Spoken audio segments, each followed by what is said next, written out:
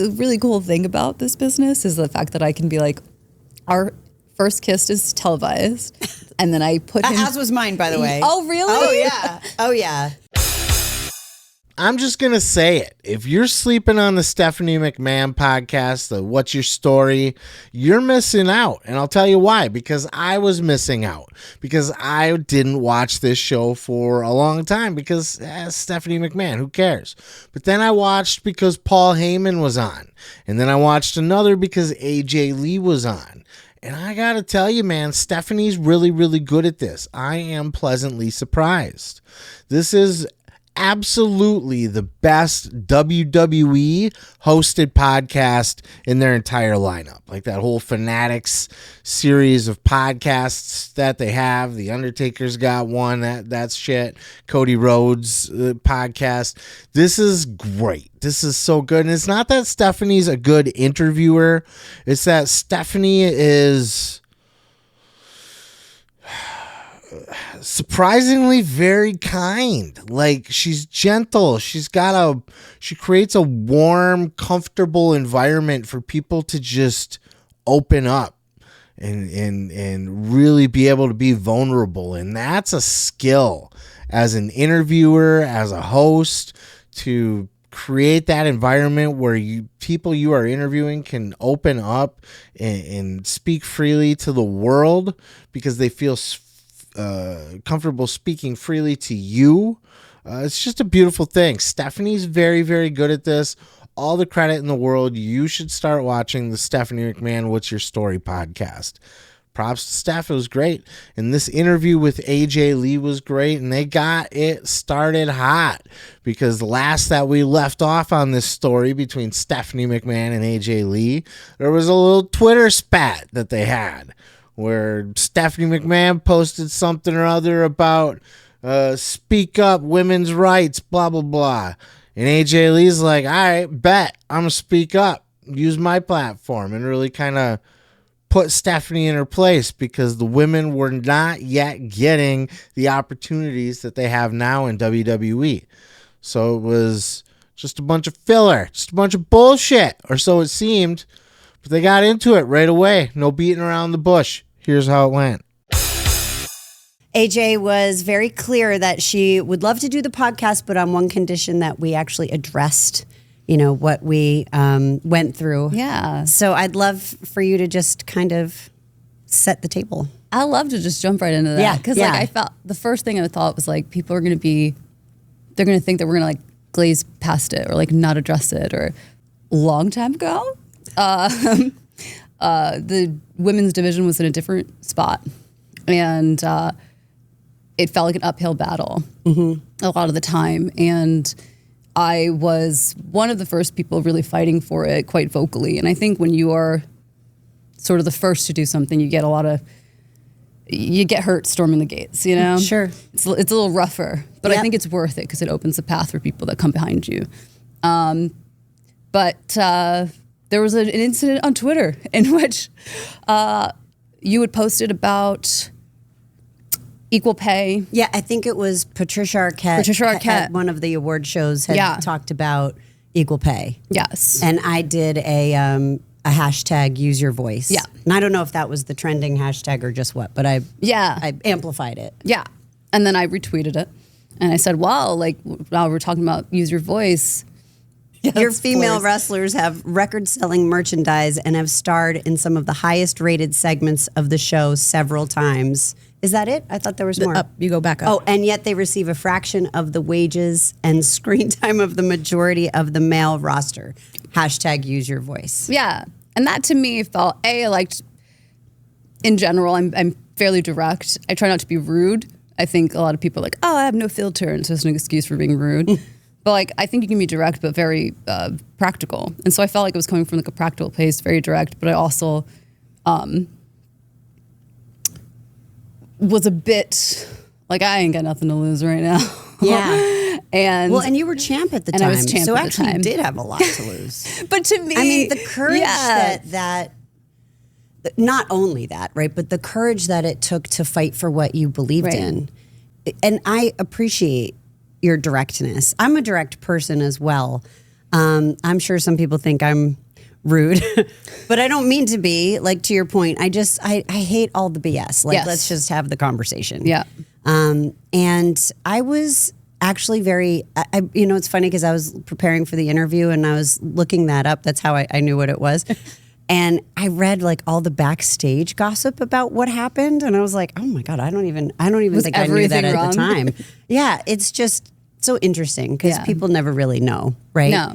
But I was actually happy that you posted that. Yeah, AJ had bigger balls than basically all the other guys in the locker room back then to go directly at Stephanie McMahon while wearing the Divas Championship over her shoulder. But she was right.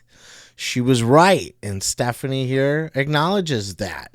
And frankly, whatever happened there, it started a revolution. It changed the wrestling business. And as AJ said, when you're first through the door, you kind of take a few wounds. She was one of the first through the door, and it hurt her hard. Same with CM Punk, her husband. He was one of the first through the door about changing the business in other ways. Both of them changed the wrestling business and sadly weren't around to get the spoils of it. So I'm glad that they're there now. AJ also talked a lot about her mental health struggles and was really very encouraging for people out there who do struggle with mental health. And there's a lot of us. I live with bipolar disorder. It's a piece of me. It's not all of me, but it is something that runs in my family. And we didn't know it, that my mother was struggling with it. And so that answered a lot of questions of like her behavior growing up and why things were the way they were.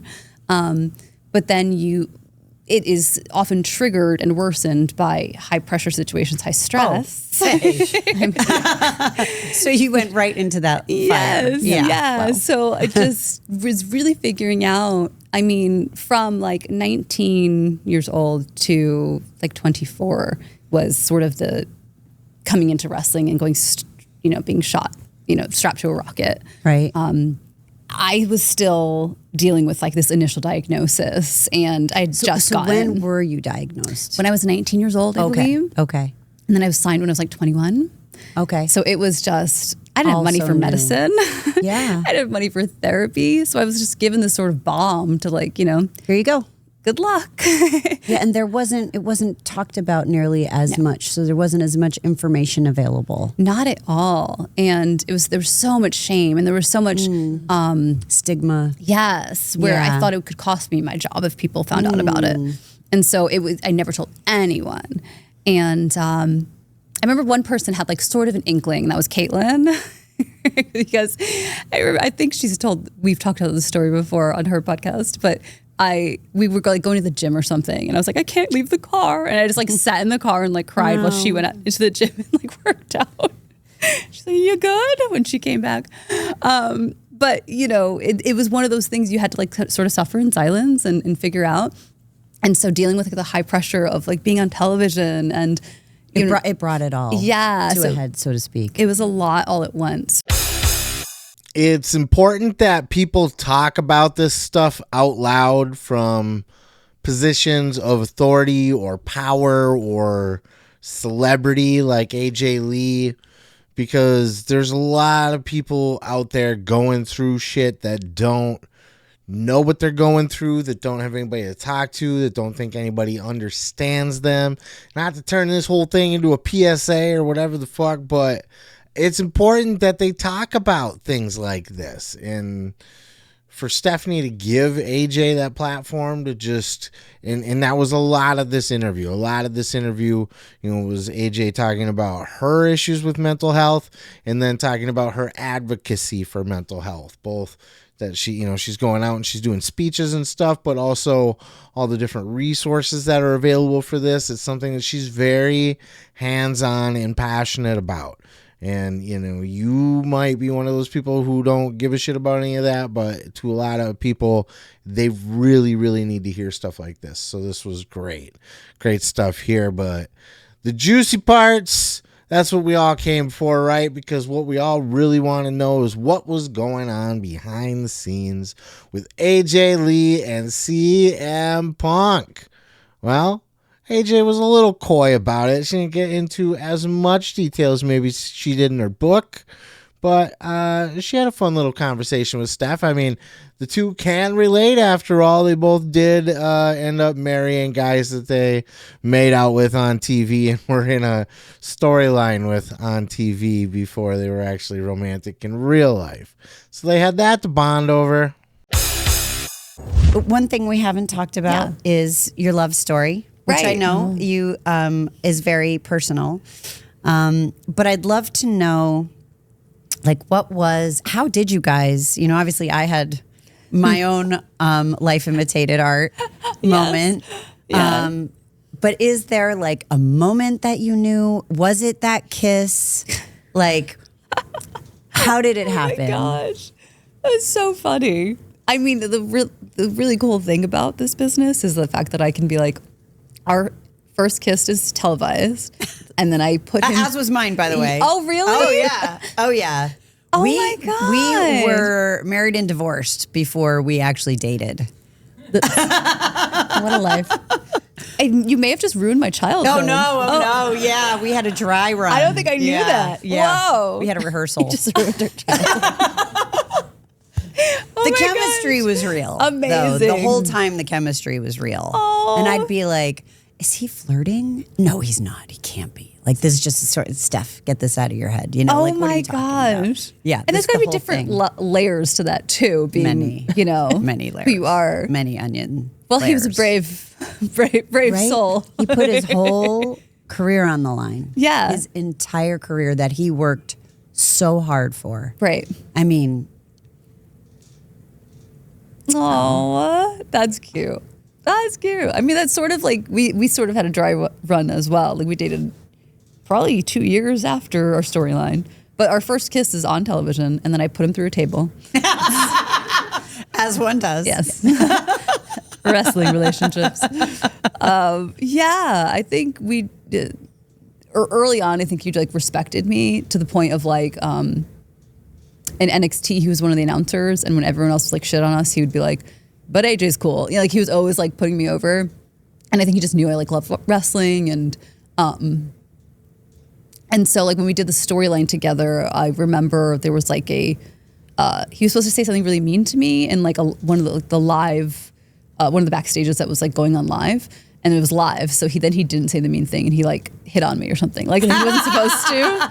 And I was like, "That was so You were cool." like, wait. That was Yeah, okay. It was not in the script, but he like took care of me, and I thought that was like really, really nice. And I think we just, I don't know. It sort of It evolved. Yeah, I think we were like friends first, dating other people, and then once we were both single at the same time, and I think part of me was like, who knows? Let's try this out. Let's give it a shot. Yeah. Yeah. And then I blinked and we were married in like 2 months or something like that. Wow. But I do remember like when we were just friends, like zero romantic interest. We were talking at like a restaurant one time, and he was saying something about like, that he knows he's never getting married. And a weird voice in my head went, you're going to marry me. And I was like, really? I was like, bitch, who was that? Gene? I was like, what? And then I like didn't talk to him for probably like a year. I was like, that was freaked out by that. Like, yeah. I don't know about you, but I can appreciate a good love story. CM Punk, AJ Lee. These two, just two peas in a pod. If you listen to this full interview, you'll see exactly why Punk and AJ are together. They're very similar in a lot of ways. Just an excellent interview. Again, if you are sleeping on this Stephanie McMahon podcast, What's Your Story? You're missing out. She had another great one with Paul Heyman. I believe I will cover that here shortly. Maybe not. I don't know. It might be too old by now, but I just listened to it, and it's just fantastic stuff. But let me know your thoughts on this interview with AJ down in the comments below. While you're there, hit the like button. It tells YouTube that my videos don't suck. Hit the subscribe button if you want to see more. Peace, love, and pizza. I am your boy, Seth Grimes, and and we will catch you in the next video. What's up, y'all? It's your boy, Seth Grimes. Thanks for checking out that video. If you want to watch more, go ahead and hit that subscribe button down below. Like the video while you're there if you liked it. And leave a comment. If you got something to say, say it.